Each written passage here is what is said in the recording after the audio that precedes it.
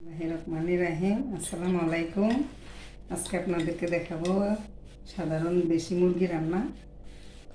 কাঁচা মশলা দিয়ে আমি রান্না করবো। কেটে ধুয়ে রেখেছি। এখন এগুলা মশলা মাখাবো। পরিমাণ মতো আদা বাটা দিলাম, তো রসুন বাটা দিলাম, পরিমাণ মতো টক দই দিয়ে দিলাম, স্বাদ মতো লবণ দিয়ে দিলাম। ভালো করে মেখে নিব। মাখা শেষ হয়েছে, এখন ভালো করে ভেজে নিব।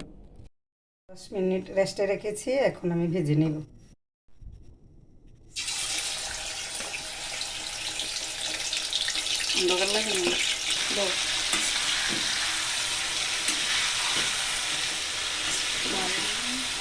ভালো করে লাল লাল করে ভেজে নিব।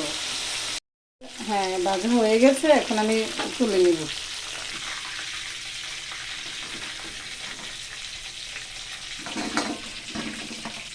সবগুলো ভেজে তুলে নিয়েছি। এখন আমি রান্না করার পালা। ঠান্ডা হোক। তেল গরম হইলে আমি এখন তেল গরম হয়েছে, পেঁয়াজ দিয়ে দিব পরিমাণ মতো। পেঁয়াজগুলো একটু ভেজে নিব। এখন পরিমাণ মতো লবণ দিব। এখানে আমি নিয়ে নিলাম আদা বাটা, রসুন বাটা, জৈত্রিক জয়ফল বাটা, পেস্তা বাদাম আর সরিষা বাটা, এখানে মুরগির মশলা আমি এখন দিয়ে দেব। এখানে তেজপাতা, এলাচ, লবঙ্গ, দারচিনি এগুলো দিয়ে দেব।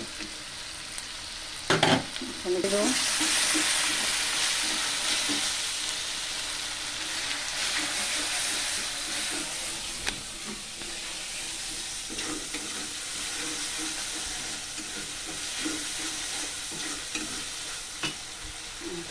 আমি 1 চামচ টক দই দিয়ে দিব।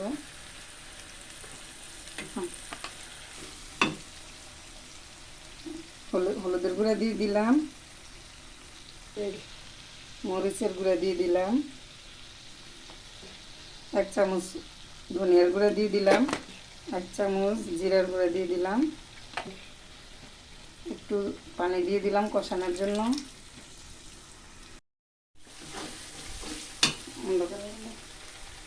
কষানো হয়ে গিয়েছে, এখন মুরগিগুলা, ভেজে রাখা মুরগিগুলা দিয়ে দিব।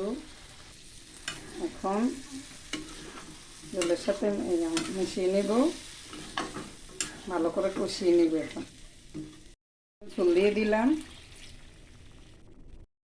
এখন কয়েকটা কাঁচামরিচ দিয়ে দিব। সিদ্ধ হলে তুলে নিব। এখন 1 চামচ ঘি দিয়ে দিব।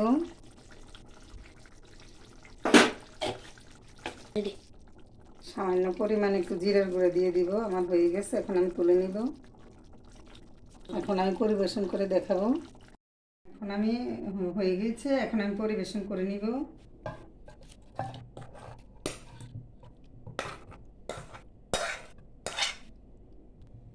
এই যে আমার ঝাল ঝাল দেশি মুরগি রান্না এখানে করে নিলাম।